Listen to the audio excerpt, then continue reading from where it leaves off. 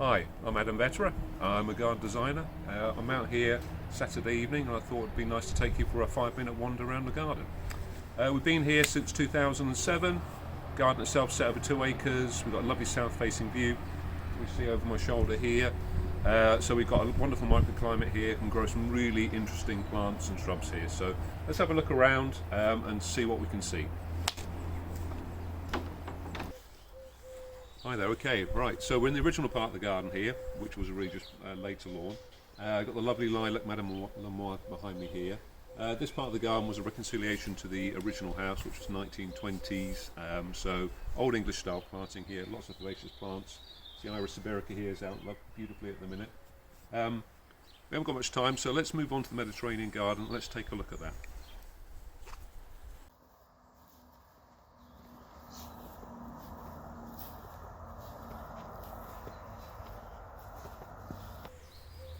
Hey. Right, so Mediterranean garden, Mediterranean terraces here. So basically this is all planted back in 2011, 2012. Lots of palms in here, Shamrock humilis.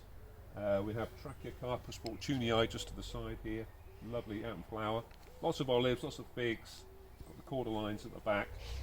So a real Mediterranean feel here, works really, really well with the south-facing slope here. We have a wonderful microclimate, so everything in here really, really does well. Okay, right, desert garden. So set on a south-facing bank, full of rubble, fierce drainage, wonderful plants in here. We've got agaves in there, Agave Americana variegata here, plain one up there.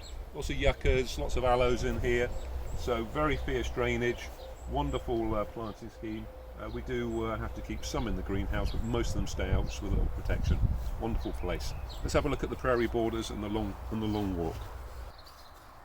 Hi there. Okay, so this is the prairie border opposite the Mediterranean beds. Pete Aldorf style block planting here. So many perennials and grasses in here.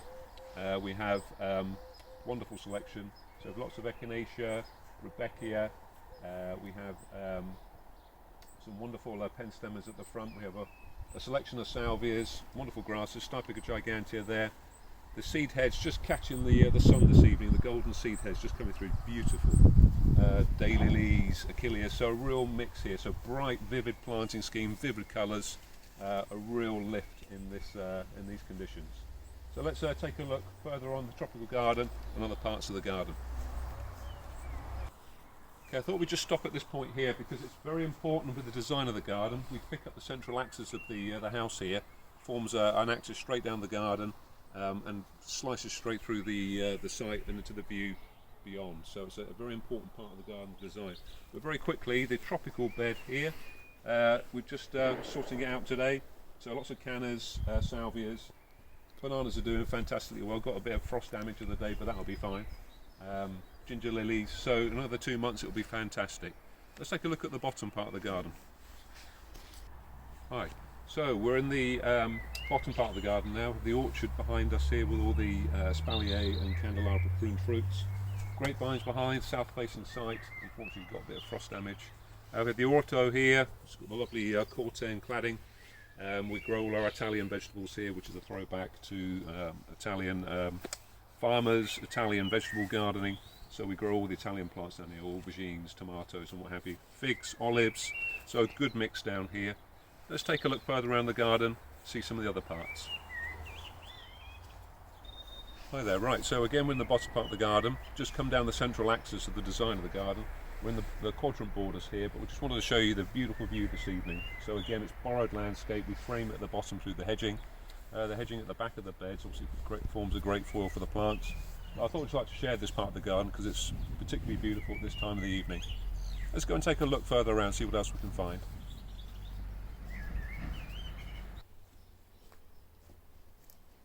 Okay, so we're in the new part of the garden here, so we're just on the edge of the ravine garden.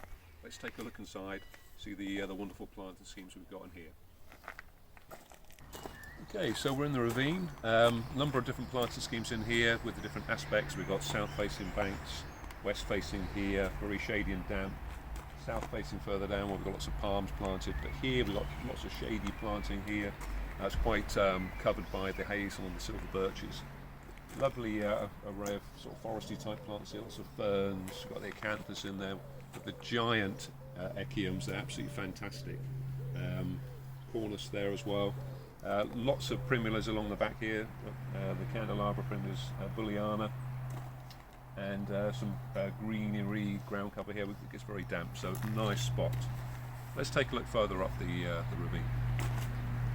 Okay, on the south-facing bank of the ravine, we have a monoculture of grasses here. So we have the Miscanthus Fontaine here, we have the Stipa tenuissima, and we have Carl Förster further back.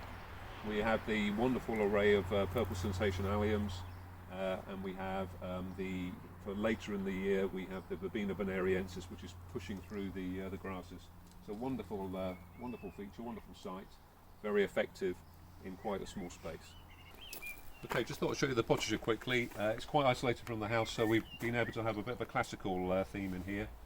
Still very symmetrical. This is where we grow most of our veg. Got the spuds in at the minute, leeks and onions over there. Tomatoes went in today, hopefully the frost has gone now. South facing wall, so we grow the figs on there. Rose gardens at the back. Yeah, so just a productive garden, classical themed. Just a lovely place to sit and enjoy a drink during the day. Let's take a look further around the garden. Okay, I just thought I'd quickly show you the woodland walk. It's an architectural prairie scheme which we developed, so it's a mixture of perennials, grasses and shrubs, evergreen shrubs primarily. But it's a wonderful space, nice calm cooling space which links the front of the garden with the ravine and the lower part of the garden. Let's move on.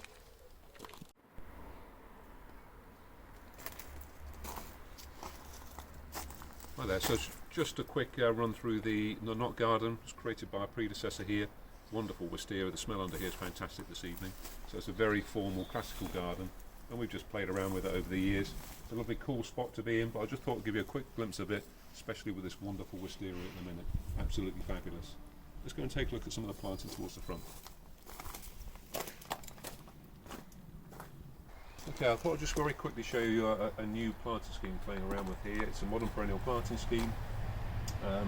Perennials and grasses randomly mixed and planted through here. Limited palette. Waves of colour from March all the way through to October and November, the first frosts.